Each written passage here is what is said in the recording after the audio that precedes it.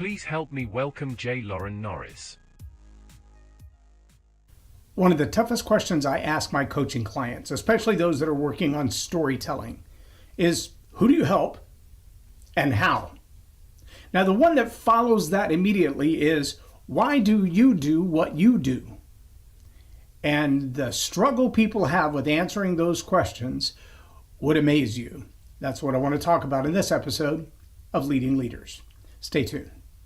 Subscribe now for our extensive video library of leadership lessons promoting faith, family, and freedom.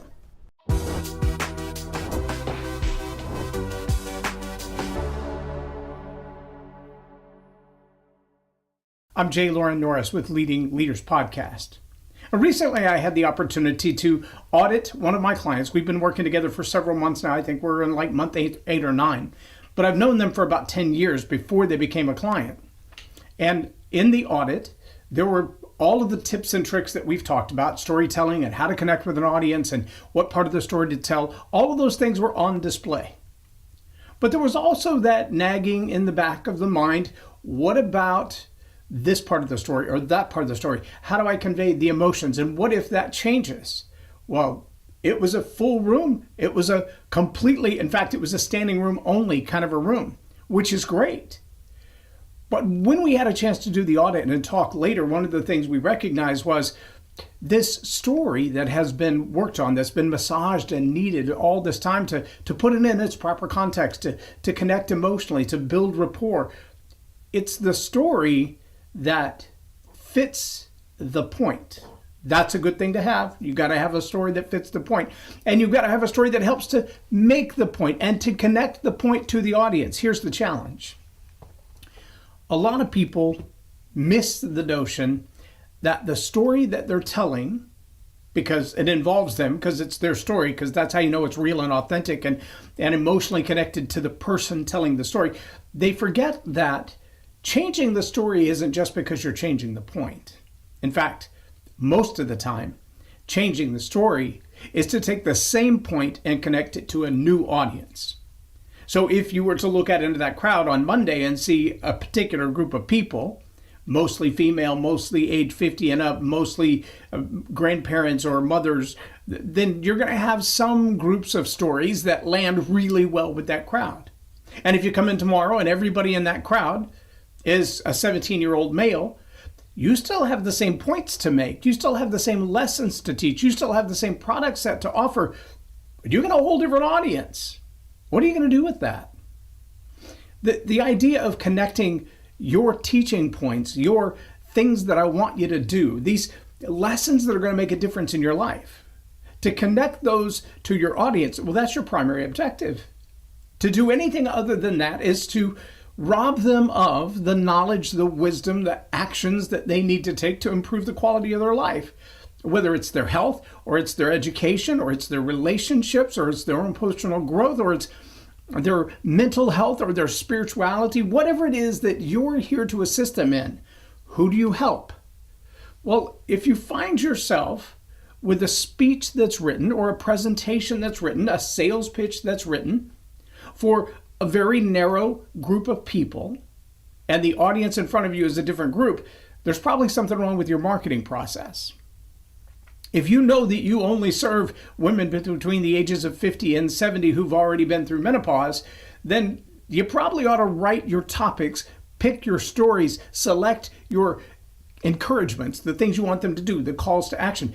Select those based on who that crowd is. But you should also know that if somebody's booking you to speak at an event and the audience is not going to be that group of people, you either should have another set of stories and points to make, or you should let them know, hey, that's not my target audience. I mean, I'm honored to come and speak. I'm flattered to be invited, but what I have to say, what I have to offer, and the people that you're putting in the audience, there's not a really good mix between those two. Now, here's the real challenge for most communicators, especially those that are growing their business and they're speaking to promote their business. They're not speaking as a business. Those are two totally different things. If you're speaking to grow your business, then your business has an audience set. It has a set of clientele with whom you've been very successful in bringing about the results that they've sought from you. You've got to be able to be willing to say, I would love to speak, but that's not my target audience. Those are not my customers. I would love to entertain them, but I can't really help them because that's not who I serve. The challenge for a lot of people is that their vanity steps in immediately. Like, I've been asked to speak. I can tell you at least a dozen of my clients who've been invited to join a podcast or be a part of a panel or travel abroad to speak in an audience. And I always ask the same question. Are they paying you? No. Well, then you're going to make your money on the back end, which means you've got to have a product or a service to offer the audience, or you're just basically going on an entertainment junket. You're going to entertain a crowd that you're not getting paid for. You're not going to turn into customers. You're not going to convert to business later. Is this all about vanity? I mean, why are you going? If what you already have decided is that the thing that you offer the world, the solution you provide that changes people's lives, if that doesn't suit the audience that you're going to speak to, do you really have something of deep worth and value to offer them? That's a hard question. It's a hard question to answer. It's a harder question to ask, especially ourselves. Now, the real challenge is when I do know that what I have to offer meets different groups of people. It's in a specific vein. My niche is more about the product or service that I offer than it is about the audience that I provide it to. Let me just give you an example. I was recently asked by someone, the first question was, anybody out there have more than 100 podcast episodes? And I said, well, yeah, I actually have, as of yesterday, 1,710. This episode is 1,711. And they said, well, how do you keep it fresh? How do you have new content as a resource for content?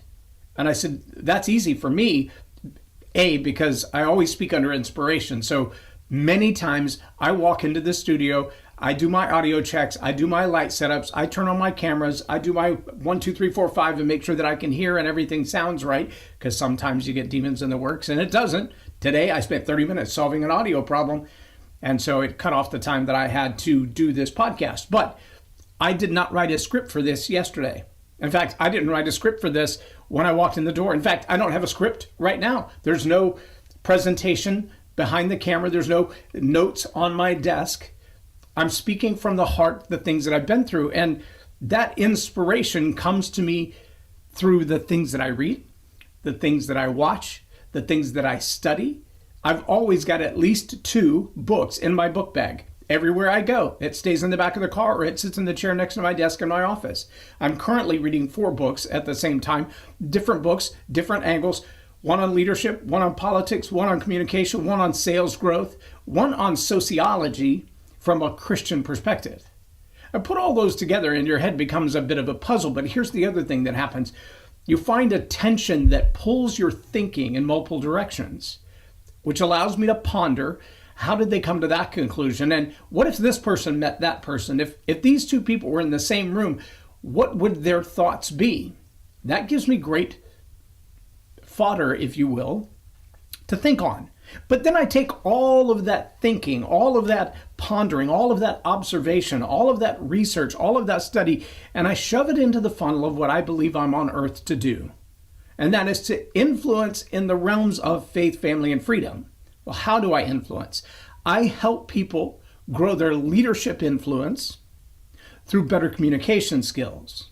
Let me put that in less sales vernacular and more in the marketing pitch that I've come up with. Story Power Academy is empowering influence. We serve the purpose of teaching leaders to tell better stories better.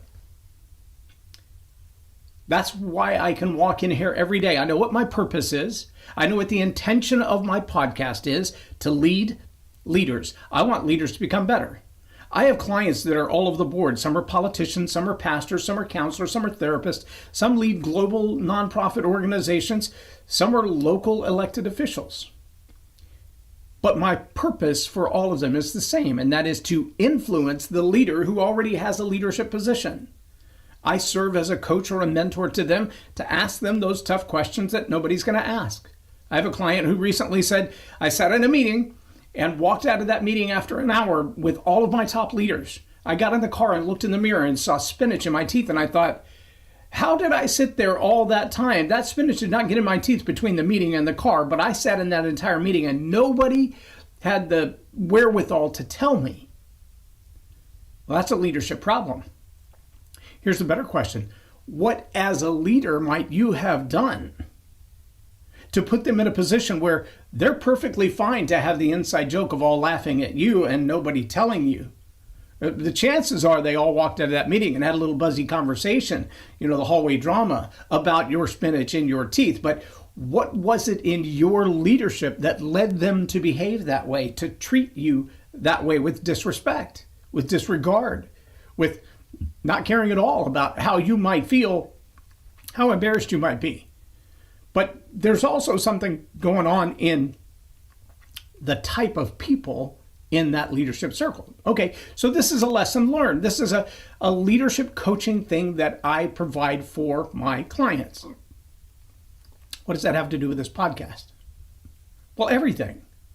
Because what you just heard is a leadership lesson that you should be asking yourself. What kind of relationship have I established with the leaders in my circle, in my inner circle, in my closest realm? Those people that I advise on a regular basis, that I serve on a regular basis, what kind of relationship do I have with them? Would the people around the table tell me if I had spinach in my teeth? Would the people around the table tell me if I'd made a bad decision? If I'd made a choice that to me made good sense, but maybe they've got different sensibilities, different experiences, different education, different relationships that causes them to see that idea in an entirely different way. If I'm not willing to ask that question, my self-awareness stays low, my personal growth stays low, my ability to lead begins to fade and fall off. Well, all of that has to do with leadership and communication skills, and that's my purpose. I work within the realms of faith, family, and freedom, meaning sometimes I get involved in the political aspects, and sometimes I get involved in the faith aspects, and often our conversations with my coaching clients leads to how could I be better leading my family? All of those are on the table. Now, I don't focus on politics, but I stay studied up on that the best I can so that when my clients are involved in that, I have worthwhile conversations with them. I stay knowledgeable about that because I want to be able to work in that realm to help them with better presentations, better solutions to encounter the problems that they're already facing. So how do I keep this content fresh? Well, I look at it through all of those lenses, through the lenses of all of my customers. I learn lessons as I'm helping them. I learn lessons as they ask me questions I don't know the answer to, and I go to find those answers. I find content for this podcast every time I read a new book, every time I listen to a new podcast. My devices are always running something in the background that I'm listening and learning in the subconscious arena. And sometimes I get into some of that stuff with Dr. Jordan Peterson or John Maxwell, or newly in my list is Chase Hughes. And I realize I can't listen to this because it's a refresher and a reminder and I'm catching new glimpses of things. I have to stop everything else that I'm doing and pull out my journal and take notes, because what's being said here is completely fresh, new ideas to me. Now, there may be ideas that I pondered or read or studied before, but this is a new way of looking at them, or these ideas cause me to question what I decided I knew from before. Now, if you're a leader, if you're a podcast creator, if you're a content creator, a writer, a speaker, and you're not constantly asking yourself, what do I need to know today that I didn't know yesterday? Then the chances are you're going to very quickly become stale. I'm going to challenge a lot of the people that are out there who spend a whole lot of their time creating their quick quotes. They have these great things that they think about. I was listening to Dr. Phil, and who was he talking to? I'll have it in a moment, but he was talking to somebody, and Dr. Phil's comment to them was very powerful. He said, I like the fact that you don't speak in bumper sticker. And I thought, well, that's an interesting phrase. Go on. And so Dr. Phil went on to explain it. Obviously, he didn't hear my question, but he knew that other people were going to think, well, what does that mean? He said, a lot of people that go through rehab, they hear the colloquial phrases. They hear the great way to respond to something. And so they come back with the quotes of the person that they heard teaching it. Now, I do quote a lot of John Maxwell. I quote Jordan Peterson and others as well, Dr. Caroline Leaf, Bruce Lipton. I quote them on a regular basis. When I know that their quote is so profound, there's no other way to word it. But most of the time, what you'll hear from me is a synthesized learning experience. I hear something new and I think, well, that's fascinating. What if? And again, I start blending those things together and asking those questions. Well, what would so-and-so think about this thought? If I put that quote in the voice of someone else, what would it come back as? And how have I seen that quote to be true in my life? I never really put it into the words that Dr. Phil did. You don't speak in bumper sticker. But I can tell you there are a lot of people that I've encountered, coaching clients and what many would consider to be my competitors, who have memorized the quotable quotes. They've worked through that book of quotable quotes. They might have even taken that quote and built their own little teaching around it, but they so thrive on those quotable quotes, but they have not embodied them, acted on them, lived them out. And that was exactly what Dr. Phil was saying. He said, you don't live on the rehab quotable quotes. You're not a bumper sticker speaker. You're not telling me what you've heard somebody else say. You've actually been in the grist mill. You've done it. You've walked through it yourself, through the pain, through the trauma, through the healing, through the recovery. You've actually done that part of it. And that's pretty impressive. Well, I'm hoping that not for the purpose of impressive, but for the purpose of my own strength, my own healing, my own value to others, that my journey through the research and my experiences allows me to synthesize that teaching and say to you, so here's what I just recently discovered about myself, or here's what I recently discovered in the realm of leadership development or communication skills or thinking and processing. Last night I listened to two professionals, one 2 decades as a mental health professional, the other as a naturopathic doctor. In other states, I believe she would be an ND, but they don't offer that certification in Texas, so she's a DO, a chiropractor, as well as a holistic doctor. And they approach healing from a complete standpoint. When they talk about why are you struggling with your weight? Why is your blood pressure high? What kind of medications has your doctor given you in the way of pharmaceuticals? And if we addressed your health, your diet, and your mental wellness, would those things change? But the answer is yes. The question is, which area do we need to address and correct first? 2 people stood up. One said, in the first 3.5 weeks, or 3.5 months, I've lost 28 pounds and I found joy that I haven't had in decades. I didn't know what the problem was, but now that we're getting my hormones back on track and I've changed certain things in my diet, and it's not like I've, started going to the gym 10 times a week or anything. It's getting that homeostasis back to where it's supposed to be. That's what's made a huge difference in my life. And as she shared that testimony, everybody in the room kind of went, oh, yeah. It's not just one area of your life that you have to solve problems. You kind of got to work them all together. But you also have to know that your mental health, your biological health, those are directly tied to each other.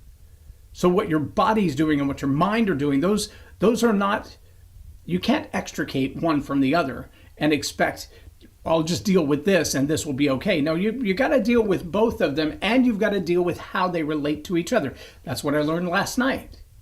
Well, if I'm telling stories, if I'm helping clients tell stories, and I hear that they're struggling, well, I want to be able to talk about this, but right now I've still got to fix this.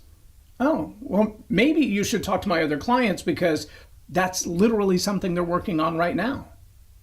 Well, what about your financial health? Oh, yeah, I've got people for that. Your spiritual health? Yep, got people for that. Yeah, I'm not an expert in any of those things, but I am a student of all of them.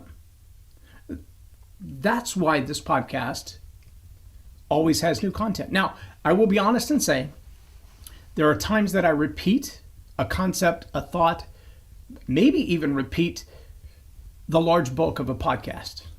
Why? Well, because there are people listening today who Number one, will not go back through the 1,700 other videos and watch. There are some people who so thrive on thumbnails that when they see me standing here in front of the black wall, they think, who is this guy and why is it just a head? And because the thumbnail doesn't jump out and grab them, they're not going to watch the video. And then there are others who have been through it. And, you know, in all honesty, if I went through the thousands of people who've watched the thousands of videos that I've done and asked them, have you seen every one of them? The odds that I'll find even one person who's watched all of them is like zero. So I realize this is not a shotgun effect. It's not a shotgun approach. I'm not hitting everybody with it. Here's what is happening though. Each time I bring up the topics and the conversations, each time they're a little bit different. They're at a different phase in life. I'm at a different phase in life. There are different things going on in the world. There are different reasons that these lessons are important. And they appeal to people a little bit differently. So whether you started watching 5 podcasts ago or 500 podcasts ago, the information that I repeat, it's worth repeating. And the information that's absolutely fresh, it'll probably get repeated later. Because if I didn't feel like it was life-changing content for you, I wouldn't be bringing it. That's a true story, and I'm sticking to it. Why is Leading Leaders Podcast here? Same reason Story Power Academy is here. We're here to empower influence by teaching leaders to tell better stories better. If I can help you to be a better leader, a better CEO, a better politician, a better pastor, a better counselor, a better business owner, by teaching you how the power of your story changes your life, I'd love to do that. You can go to storypoweracademy.com and find out just about everything you want to know. And if that's not enough, then just find me on social media. On all of the platforms, it's just my name, J Loren Norris. You can find me on any platform. Send me a DM. We'll have a chat. Until then, remember, if you're not growing, you're dying. If you're not going uphill, you're going downhill, because there is no sitting still in life. So get out there and grow yourself. I'm J Loren Norris with Leading Leaders Podcast for Tell It Like It Is TV. Have a blessed day. Subscribe now for our extensive video library of leadership lessons promoting faith, family, and freedom. I encourage you to go to storypoweracademy.com and check it out. Look at the different classes, the different levels, the different things that are available. You can take a lot of them a la carte. But spend some time there and see if that's the kind of thing that would change the way you communicate as a leader, as a pastor, as a counselor, as a political leader. And if that will help you, I'd love to have a conversation with you. Again, only 10 people in the elite speakers. You will have to apply for that. But if you're a candidate, I'd love to have that conversation with you. I'm J Loren Norris with Story Power Academy. I look forward to seeing you inside.